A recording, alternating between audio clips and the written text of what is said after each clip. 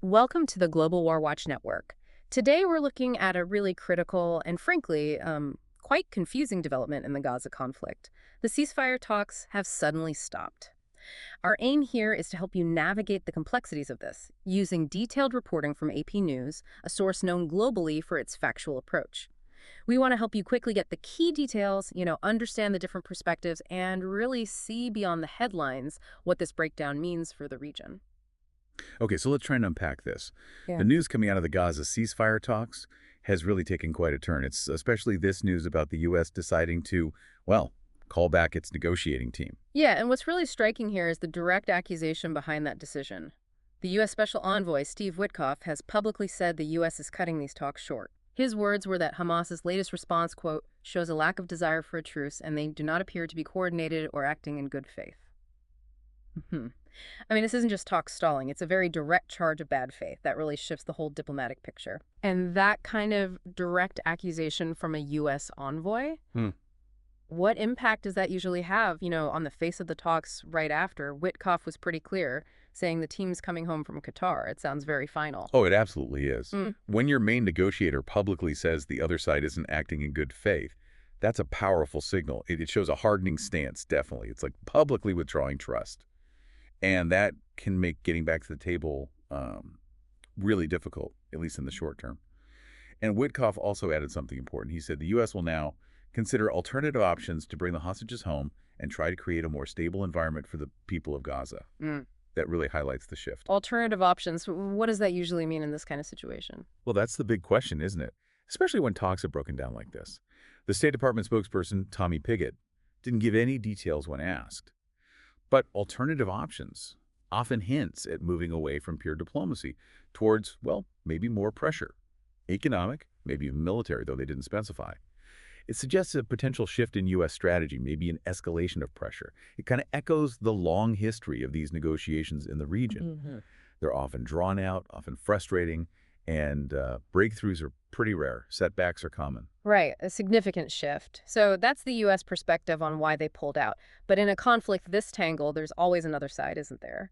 How did Hamas react? What's their take on being accused of lacking good faith? Exactly. Hamas put out their own statement pretty quickly. They said they were surprised by what they called Witkoff's negative remarks.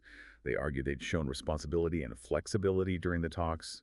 And they added they were keen to reach an agreement that ends the aggression and the suffering of our people in Gaza. So a complete mismatch in narratives. A classic example, really. Each side blaming the other for the deadlock. Hamas also said they gave their final answer after consulting widely, and they reaffirmed their keenness to continue the negotiations to find a way to a permanent ceasefire.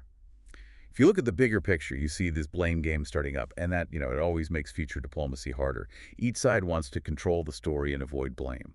So the U.S. says bad faith, Hamas says surprise and flexibility. It really is like two different realities clashing. But okay, let's get beneath the public statements. What are the actual specific things they couldn't agree on? These talks have been stuck for weeks, even when there were some small hints of progress earlier. What's the real sticking point? Well, according to the reporting, the absolute core issue seems to be the redeployment of Israeli troops after any ceasefire takes place. And this isn't just a minor detail, it's fundamental. It's about what an end to the fighting actually looks like.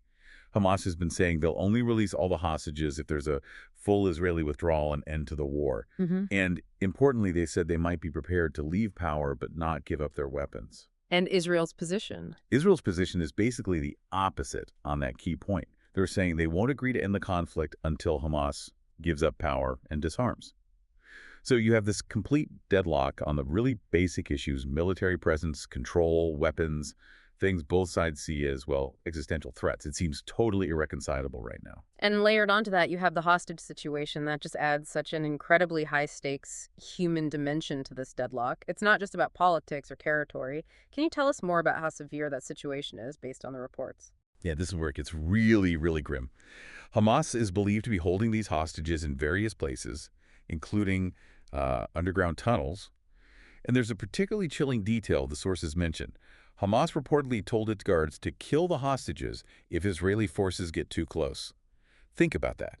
It turns any potential rescue attempt into just an agonizing choice. That's horrifying. And was there a deal on the table trying to address this? There was. A proposed deal was being discussed. It involved an initial 60-day ceasefire.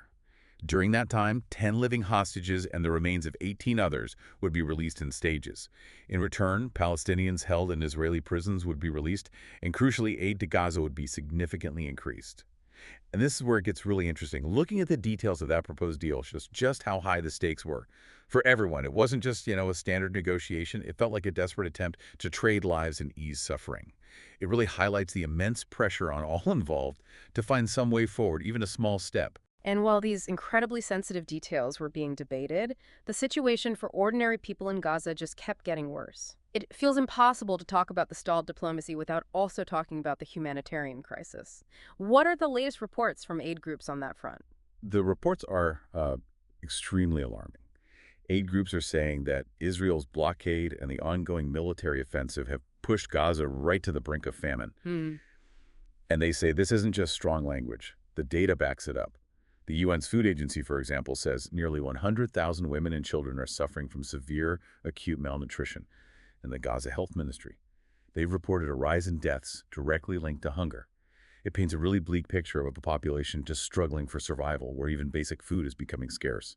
And that level of suffering, naturally, just fuels the international calls for the fighting to stop and for aid to get through without restrictions. That's truly devastating. So how is the wider world reacting to this? The worsening crisis, the stalled talks? Are we seeing more pressure being applied? Definitely seeing a big increase in international pressure.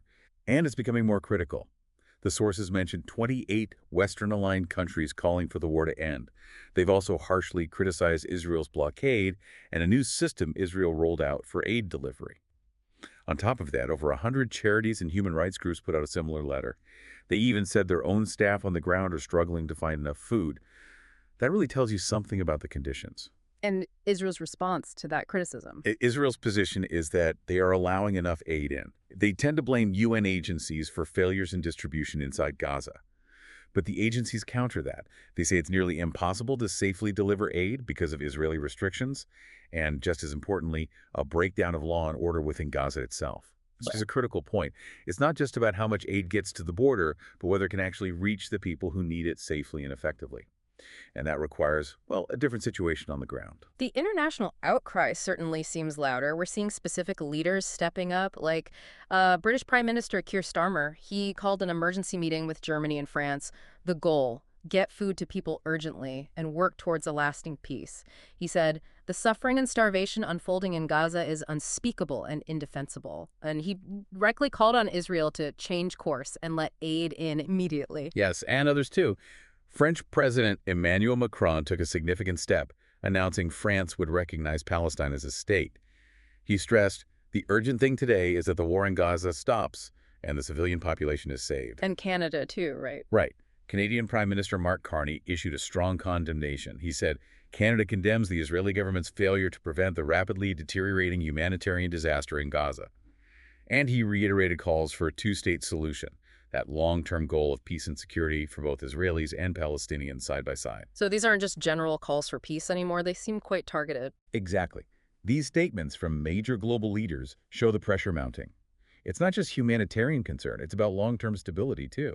The consensus, especially among Western allies, seems to be shifting, maybe pushing for more decisive action and more accountability from everyone involved. It could signal a potential rethink of some long-held diplomatic positions. Okay, amidst all of this, there's also the figure of President Donald Trump. He's clearly ambitious about being a peacemaker, maybe even eyeing a Nobel Peace Prize, apparently. We know he made big promises about ending the Ukraine war quickly, though not much has happened there. And the sources mention he met with Netanyahu this month to push for a Gaza deal. But that meeting ended without any breakthrough, even though their countries had just carried out joint strikes on Iran. What does this tell us about his role and the difficulties involved? Well, it really underscores just how incredibly difficult this conflict is to mediate. Even for someone like Trump, with significant global influence.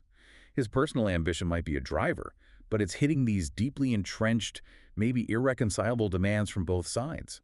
The fact that these talks collapsed despite major U.S. diplomatic effort, including that high-level meeting, just shows the depth of the problem. It raises questions, about how effective outside mediation can be when the core issues, the red lines for each party, are just so far apart. And Witkoff's comment about alternative options. Right. That suggests a potential change in tactic from the U.S. But without any specifics, the path forward looks, what, highly uncertain and definitely challenging. It just shows that even a direct, powerful push from a major nation can just hit a brick wall when these fundamental disagreements are in play. This has been a really vital look into why the Gaza ceasefire talks broke down so suddenly. We've gone through the U.S. decision, the accusations, Hamas's counterclaims, those core sticking points like troop deployment, the terrible hostage situation, and of course the deepening humanitarian crisis and all the international pressure building up. And it really leaves us with a critical question, doesn't it? In a situation like this, where both sides are claiming they acted in good faith and are blaming the other side, how do we, as people trying to stay informed, sort through these competing stories? How do we understand what the real barriers to peace actually are? Is it just about mistrust, or are there deeper strategic goals on both sides that maybe make traditional diplomacy almost impossible right now? Thank you for joining us for this crucial discussion on the Global WarWatch Network. If you found this explanation helpful, please do like, share, and subscribe to the Global WarWatch Network. We also really encourage you to share your thoughts down in the comment section below. And join us on social media. You can find all the links for that in the description. Your engagement truly helps us keep bringing you these vital discussions.